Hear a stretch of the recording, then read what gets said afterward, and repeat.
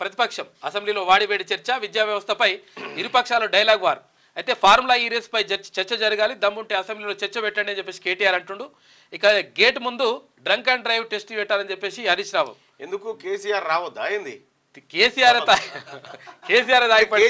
సభకు రాకుండా అడ్డుకునే కుట్ర కాకపోతే ఏందండి హరీష్ రావు గారు అన్యాయం ఇది అసలు అసెంబ్లీ ముంగట అసలు మేమేమో కేసీఆర్ గారు రావాలని మేము చెప్తా ఉన్నాం మీరేమో అసెంబ్లీ ముంగట డ్రంక్ అండ్ డ్రైవ్ టెస్ట్ పెట్టాలంటే మీ మామను భయపెట్టే కార్యక్రమే కదా ఇదేదో పదార్థం తీసుకోకుండా వస్తే ఆయన రాగలుగుతారు పాపం కాదు వచ్చుడు తర్వాత ఆయన అడ్డుకునే కుట్రలో భాగం కాదా ఇది తీవ్రంగా ఖండిస్తారు కేసీఆర్ తాగి పడిపోయారని చెప్పి బీర్లాలయ అలా ఫ్రీ బస్సుకు బీఆర్ఎస్ వ్యతిరేకం అని చెప్పి సీతక్క అయితే నిన్న జరిగిన విషయం ఏంటంటే కోమటిరెడ్డి వెంకటరెడ్డి గారు మాట్లాడుతుంటే ఆయన ఏదో మాట్లాడుతుంటే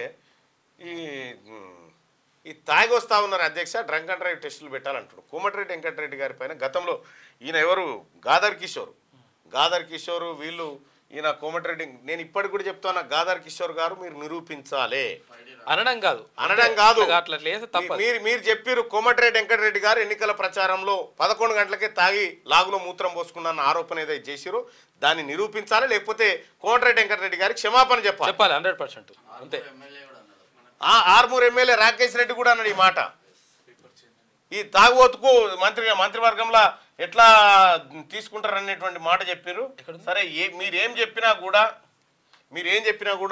నిరూపించాలి కోమటిరెడ్డి వెంకటరెడ్డి గారు సరే ఆయన ఏం చేస్తాడు ఆయన ఇంటికాడ ఆయన ఇష్టం కానీ సభలో ఉన్నప్పుడు ఆయన గురించి అట్లా మాట్లాడడం అనేది కరెక్ట్ కాదు క్షమాపణ చెప్పాలి నిరూపించకపోతే నిరూపిస్తే ఏం అక్కర్లేదు నిరూపించకపోతే మాత్రం క్షమాపణ చెప్పాల్సినటువంటి పరిస్థితి ఉంటది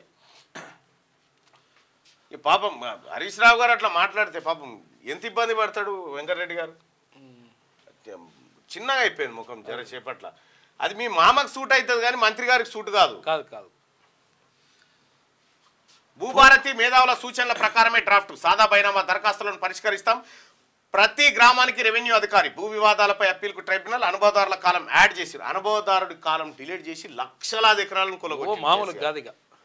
ఉచిత న్యాయం అందించడానికి వ్యవస్థ మళ్ళీ అనుభవదారుడి కాలాన్ని రాష్ట్ర ప్రభుత్వం తీసుకొస్తోంది ప్రతి రిజిస్ట్రేషన్ కు సర్వే మ్యాప్ ప్రతి ఏటా జమాబందీ నిర్వహిస్తాం గ్రామ కంటాల్లోని సమస్యలు క్లియర్ చేస్తాం ధరణిని బంగాళాఖాతంలో వేశాం రెవెన్యూ మంత్రి పొంగులేటి శ్రీనివాసరెడ్డి అసెంబ్లీలో భూభారతి బిల్లు ప్రవేశపెట్టిన